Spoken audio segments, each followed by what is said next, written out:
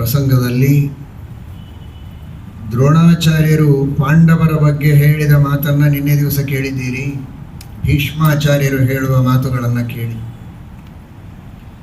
ದುರ್ಯೋಧನ ಪಾಂಡವರು ಎಲ್ಲಿದ್ದಾರೆ ಅಂತ ಹುಡುಕುವುದಕ್ಕೆ ನಿನಗೆ ಗೊತ್ತಿಲ್ಲ. ಧಾರ್ಮಿಕರು ಎಲ್ಲಿರಬಹುದು, ಇದ್ದರೆ ಹೇಗೆ ವಾತಾವರಣ ಇರುತ್ತೆ ಎನ್ನುವುದನ್ನು ತಿಳಿದುಕೊಳ್ಳುವುದಕ್ಕಾಗಿಯೂ ಧಾರ್ಮಿಕತೆ ಇರಬೇಕು. ಅಂದರೆ ಮಾತ್ರ ಅವರ ಗುರುತನ್ನು ಹಿಡಿಯುವುದಕ್ಕೆ ಸಾಧ್ಯ. ಎಲ್ಲೆಲ್ಲಿಯೋ ಕಳಿಸ್ತಾ ಇದ್ದಿ ನೀನು. ಕಂಡಲ್ಲಿ ಹುಡುಕಿದರೆ ಪಾಂಡವರು ಸಿಗ್ತಾರಾ?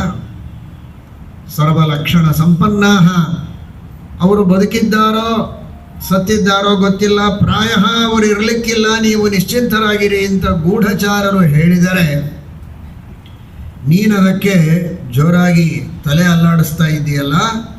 ಅಂತಹ ಪಾಂಡವರಿಗೆ ವಿನಾಶ ಬರಲಿಕ್ಕೆ ಸಾಧ್ಯವೇ ಇಲ್ಲ ಈ ಕಾಲದಲ್ಲಿ. ಅವರು ಬೇಕು ಅಂದರೆ ಅವತಾರ ಕಾರ್ಯವನ್ನು ಮುಗಿಸಿ ಹೋಗಬೇಕೇ ಹೊರತು ಹೀಗೆ ಸೋತು ಪರಾಭೂತರಾಗಿ ನಿನ್ನ ಭಯದಿಂದಲೋ ನಿರಾಶೆಯಿಂದಲೋ ಅವರು ಪ್ರಾಣವನ್ನು ಬಿಟ್ಟಿರುವುದಕ್ಕೆ ಸಾಧ್ಯವೇ ಇಲ್ಲ.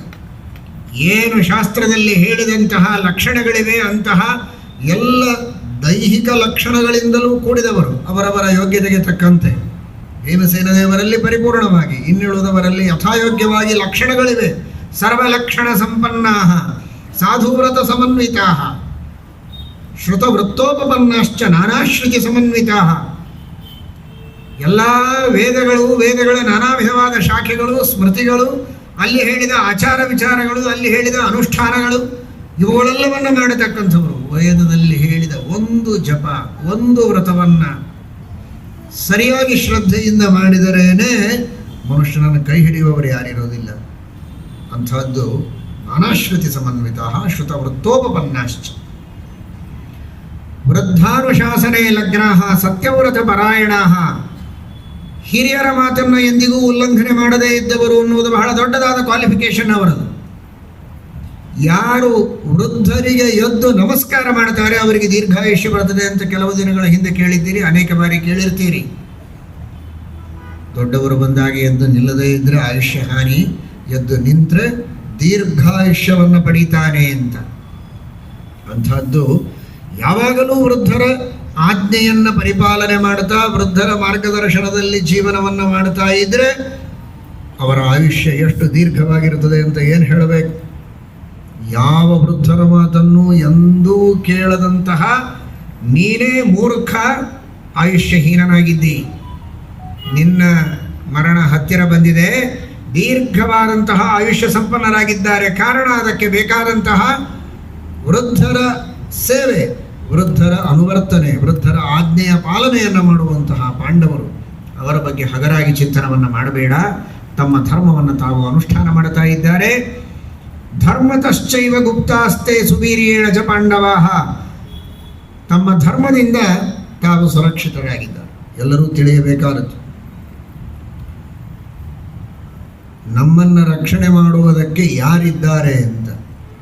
ನಮ್ಮನ್ನು ರಕ್ಷಣೆ ಮಾಡುವುದಕ್ಕೆ ಯಾರಿದ್ದಾರೆ ಅಂತ ಹಿಂದೆ ಮುಂದೆ ಮೇಲೆ ಕೆಳಗೆ ನೋಡುವುದರಲ್ಲಿ ಏನು ಬಹಳ ಅರ್ಥ ಇಲ್ಲ. ನಮ್ಮನ್ನು ರಕ್ಷಣೆ ಮಾಡುವುದಕ್ಕಿರುವುದು ನಮ್ಮ ಧರ್ಮ ಒಂದೇ. ನಾವು ಹೇಗೆ ಧರ್ಮವನ್ನು ಅನುಷ್ಠಾನ ಮಾಡುತ್ತೇವೆ ಅದರ ಮೇಲೆ ನಾವು ಭರವಸೆ ಇಟ್ಟುಕೊಳ್ಬೋದು. ಯಾಕೋ ಸಂಶಯ ಇದೆ, ನಾನು ಸುಖವಾಗಿರಬಹುದೋ ಇಲ್ವೋ ಅಂತ. ಯಾವ ಸಂಶಯವನ್ನು ಯಾರೂ ಪಡೋ ಕಾರಣ ಇಲ್ಲ. ನೀವೆಷ್ಟು ಚೆನ್ನಾಗಿ ಎಲ್ಲ ಯುವಕರು ಭಕ್ತಿಯಿಂದ ಶ್ರದ್ಧೆಯಿಂದ ಎಷ್ಟು ನಿಷ್ಠೆಯಿಂದ ಗಾಯತ್ರಿಯ ಜಪವನ್ನು ಮಾಡ್ತೀರಿ, ಎಷ್ಟು ನಿಷ್ಠೆಯಿಂದ ವಿಷ್ಣು ಸಹಸ್ರನಾಮ ಪಾರಾಯಣ ಮಾಡ್ತೀರಾ, ಎಷ್ಟು ನಿಷ್ಠೆಯಿಂದ ಭಗವದ್ಗೀತೆಯನ್ನು ಹೇಳ್ತೀರಿ, ಎಷ್ಟು ನಿಷ್ಠೆಯಿಂದ ತಂದೆ ತಾಯಿಗಳ ಸೇವೆಯನ್ನು ಮಾಡ್ತೀರೋ ಅಷ್ಟು ನೀವು ನಿಶ್ಚಿಂತರಾಗಿರಿ. ನಾನು ಮಾಡಿದ ಧರ್ಮ ನನ್ನನ್ನು ಕೈ ಬಿಡೋದಿಲ್ಲ, ರಕ್ಷಣೆ ಮಾಡ್ತದೆ. ಧರ್ಮ ಏವ ಹತೋಹಂತಿ ಧರ್ಮೋ ರಕ್ಷತಿ ರಕ್ಷಿತ. ನಾನು ಧರ್ಮವನ್ನು ಕೈ ಬಿಟ್ಟರೆ ಅದು ನನ್ನನ್ನು ಕೆಳಗೆ ಹಾಕ್ತದೆ, ತುಳಿಯುತ್ತದೆ, ಸರ್ವನಾಶ ಮಾಡುವುದಕ್ಕೂ ಸಮರ್ಥ ಅದೇ ಧರ್ಮ. ಅದನ್ನೇ ನಾನು ಚೆನ್ನಾಗಿ ಅನುಷ್ಠಾನ ಮಾಡಿದರೆ ಅದೇ ಧರ್ಮ ನನ್ನನ್ನು ಎಂತಹ ಸಂದರ್ಭದಲ್ಲಿಯೂ ರಕ್ಷಣೆ ಮಾಡುತ್ತದೆ. ಯಾರು ಕೈ ಬಿಟ್ಟರೂ ಧರ್ಮ ನನ್ನನ್ನು ಕೈ ಬಿಡುವುದಿಲ್ಲ. ಕೊನೆವರೆಗೂ ನನ್ನ ಧರ್ಮ ನನ್ನನ್ನು ರಕ್ಷಣೆ ಮಾಡುತ್ತದೆ ಅಂತನ್ನುವಂತಹ ವಿಶ್ವಾಸ ಇದು ಪ್ರತಿಯೊಬ್ಬ ವ್ಯಕ್ತಿಯಲ್ಲಿಯೂ ಇರಬೇಕಾದದ್ದು. ಅದನ್ನು ಭೀಷ್ಮಾಚಾರ್ಯರು ತಿಳಿಸಿಕೊಡ್ತಾರೆ. ಧರ್ಮತಶ್ಚೈವ ಗುಪ್ತಾಸ್ತೆ ಸುವೀರ್ಯೇಣ ಚ ಪಾಂಡವಾಹ. ಧರ್ಮ ಮಾಡೋದು ಮಾಡಿ 2ನೇ ದಿವಸಕ್ಕೆ ಬಿಟ್ಟುಬಿಡೋದು ಅಲ್ಲ, ಮಾಡಿದ ಸಂಕಲ್ಪವನ್ನು ಬಿಡಬಾರದು. ಅಧ್ಯವಸಿತ ಅಂತ್ಯಗಾಮಿತ್ವ. ಒಮ್ಮೆ ಸಂಕಲ್ಪ ಮಾಡಿದರೆ ಆ ಧರ್ಮವನ್ನು ಪೂರ್ಣ ಮಾಡಬೇಕು. ಇವತ್ತು ಉತ್ಸಾಹ ಬಂತು ಅಂತ ಪಾರಾಯಣ ಮಾಡಿದೆ, ನಾಳೆ ಬಿಟ್ಟೆ, ಅದಕ್ಕೆ ಸುವೀರ್ಯ ಅಂತಾರೆ. ವೀರ್ಯ ಅಂದ್ರೇ ಮಾಡಿದ ಕರ್ಮವನ್ನು ಕೊನೆವರೆಗೆ ಮಾಡ್ತಾ ಹೋಗೋದು. ಶುರು ಮಾಡಿದ್ದೇವಲ್ಲ ಬಿಡಬಾರ್ದು ಅಂತ ಕೆಲವರು ಮಾಡ್ತಾ ಇರ್ತಾರೆ, ಆದರೆ ಮೊದಲನೇ ದಿವಸ ಮಾಡಿದ ಉತ್ಸಾಹ 2ನೇ ದಿವಸ ಇರೋದಿಲ್ಲ. ವಿಶ್ವಂ ವಿಷ್ಣುರ್ವಷಟ್ಕಾರೋ ಭೂತಭವ್ಯಭವತ್ ಪ್ರಭು. ಮೊದಲನೇ ದಿವಸ ವಿಶ್ವಂ ವಿಷ್ಣುರ್ವಷಟ್ಕಾರೋ ಭೂತಭವ್ಯಭವತ್ ಪ್ರಭು. 2ನೇ ದಿವಸ ವಿಶ್ವಂ ವಿಷ್ಣುರ್ವಷಟ್ಕಾರೋ ಭೂತಭವ್ಯಭವತ್ ಪ್ರಭು. 3ನೇ ದಿವಸ ಬಿಡೋದಿಲ್ಲ ಪಾರಾಯಣ. ಆದರೆ ಇದು ವೀರ್ಯ ಆಗಬಹುದು, ಇದು ಸುವೀರ್ಯ ಅಲ್ಲ. ಮಹಾಭಾರತದ ಭಾಷೆ ನೋಡಿ, ಸುವೀರ್ಯೇಣ ಚ ಪಾಂಡವಾಹ. ಅದೇ ಉತ್ಸಾಹ, ಅದೇ ಶೋಭನತೆ, ಅದೇ ಮಾಂಗಲ್ಯ, ಆ ತರಹದ ವೀರ್ಯವನ್ನು ಪಡೆದುಕೊಂಡವರು ಪಾಂಡವರು. ಮೊದಲನೆಯ ದಿನ ಯಾವ ಭಕ್ತಿ ಶ್ರದ್ಧೆಗಳಿಂದ ಜಪ ಪಾರಾಯಣ, ತಂದೆ ಅರ್ಥಾತ್ ಕುಂತಿಯ ಸೇವೆ ಆಗಿರಬಹುದು, ಹಿರಿಯರ ಆಜ್ಞೆಯನ್ನು ಪಾಲನೆ ಮಾಡುವುದಾಗಿರಬಹುದು, ಅದೇ ಉತ್ಸಾಹ ಕೊನೆಯ ದಿವಸದವರೆಗೂ. ಇದು ಸುವೀರ್ಯ. ಆ ಸುವೀರ್ಯ ಮನುಷ್ಯನನ್ನು ಕಾಪಾಡುತ್ತದೆ ಅಂತ ಹೇಳ್ತಾರೆ ಭೀಷ್ಮಾಚಾರ್ಯರು. ಪಾಂಡವರಿಗೆ ಏನೂ ಆಗಿರಲಿಕ್ಕೆ ಸಾಧ್ಯ ಇಲ್ಲ ಅಂತ.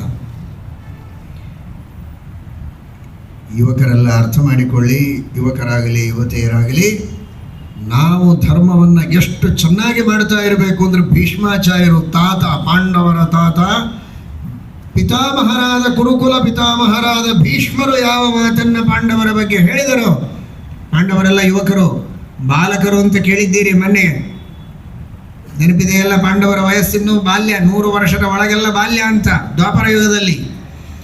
ಅಂತಹ ಬಾಲಕರ ಬಗ್ಗೆ ಯಾವ ಮಾತನ್ನ ಭೀಷ್ಮಾಚಾರ್ಯರು ಹೇಳ್ತಾ ಇದ್ದಾರೆ, ಇದೇ ಮಾತನ್ನ ನಿಮ್ಮ ತಂದೆ ತಾಯಿ ತಾತ ಹಿರಿಯರು ಗುರುಗಳು ಧೈರ್ಯದಿಂದ ಹೇಳಲಿಕ್ಕೆ ಬರಬೇಕು. ನಮ್ಮ ಯುವಕರಿಗೆ ಏನೇನೂ ಆಗೋದಿಲ್ಲ, ಇವರು ಧೈರ್ಯದಿಂದ ಸುಖವಾಗಿ ಜೀವನ ಮಾಡ್ತಾರೆ. ಯಾಕೆಂದರೆ ಅಷ್ಟು ಚೆನ್ನಾಗಿ ಜಪವನ್ನು ಮಾಡ್ತಾರೆ, ಪಾರಾಯಣ ಮಾಡ್ತಾರೆ, ಹಿರಿಯರ ಗುರುಗಳ ಸೇವೆ ಮಾಡ್ತಾರೆ.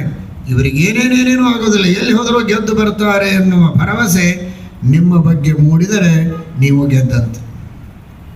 ಆ ತರಹದ ಧರ್ಮಾನುಷ್ಠಾನ ನಮ್ಮಲ್ಲಿರಬೇಕು ಅನ್ನುವುದನ್ನು ಮಹಾಭಾರತ ಹೇಳುತ್ತದೆ. ನ ನಾಶಮಧಿಗೆಚ್ಚೇಯುಹು ಇತಿ ಮೇ ಧೀಯತೆ ಮತಿಃ. ಸರ್ವಥಾ ಅವರಿಗೆ ನಾಶವಾಗುವುದಕ್ಕೆ ಸಾಧ್ಯ ಇಲ್ಲ ಅಂತ ಭೀಷ್ಮಾಚಾರ್ಯರು ನುಡಿತಾರೆ. ಇಷ್ಟು ಮಾತ್ರ ಹೇಳುವುದಲ್ಲ, ಎಲ್ಲಿ ಪಾಂಡವರಿರ್ತಾರೆ ಅದರಲ್ಲಿಯೂ ವಿಶೇಷವಾಗಿ ಯಮಧರ್ಮರಾಜ ಎಲ್ಲಿರ್ತಾನೆ ಅಲ್ಲಿ ಎಂಥವರಿರ್ತಾರೆ ಎನ್ನುವುದನ್ನು ಅರ್ಥ ಮಾಡಿಕೊಳ್ಳಿ ಅಂತ.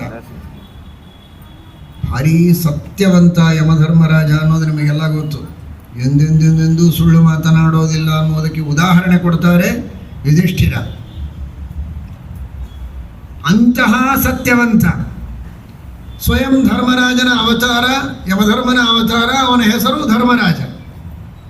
ಅಂತಹ ಭಾರೀ ಸತ್ಯವಂತನಾದ ಯಮಧರ್ಮನ ಅವತಾರನಾದ ಧರ್ಮಮೂರ್ತಿಯಾದ ಸತ್ಯ ಧರ್ಮ ಅಂದರೆ ಯುಧಿಷ್ಠಿರ. ಅಂತಹ ಸತ್ಯಧರ್ಮನಾದ ಯುಧಿಷ್ಠಿರ ಇದ್ದಲ್ಲಿ ಯಾವ ತರಹದ ಜನ ಇದ್ದಾರೆ ಎನ್ನುವುದರ ಲಕ್ಷಣ ನಾನು ಹೇಳ್ತೇನೆ.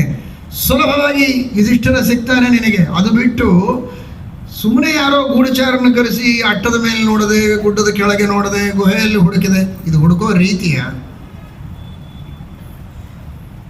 ಇವತ್ತಿನ ಆರಾಧ್ಯ ಪುರುಷರಾದ ಸತ್ಯ ಧರ್ಮತೀರ್ಥರು ಹೇಗಿದ್ದರು ಅನ್ನುವುದಕ್ಕೆ ಇದೇ ಭೀಷ್ಮಾಚಾರ್ಯರು ಕೊಡುವ ದಿಗ್ದರ್ಶನವೇ ಸಾಕು. ಸತ್ಯ ಧರ್ಮ ಹೇಗೆ ಯಮಧರ್ಮರಾಜನೋ ಅವನ ಅನುಗ್ರಹದಿಂದ ಸತ್ಯ ಧರ್ಮರು ಕೂಡ ಸತ್ಯವಾದ ಧರ್ಮವನ್ನು ಪರಿಪಾಲನೆ ಮಾಡ್ತಾ ಇದ್ದರು ಅನ್ನುವುದಕ್ಕೆ ಅವರ ಸುತ್ತಮುತ್ತಲೂ ಎಂತಹ ಪರಿಸರ ಇತ್ತು ಅನ್ನುವುದನ್ನು ಇಲ್ಲಿ ನಾವು ಅರ್ಥ ಮಾಡಿಕೊಳ್ಳಬಹುದು.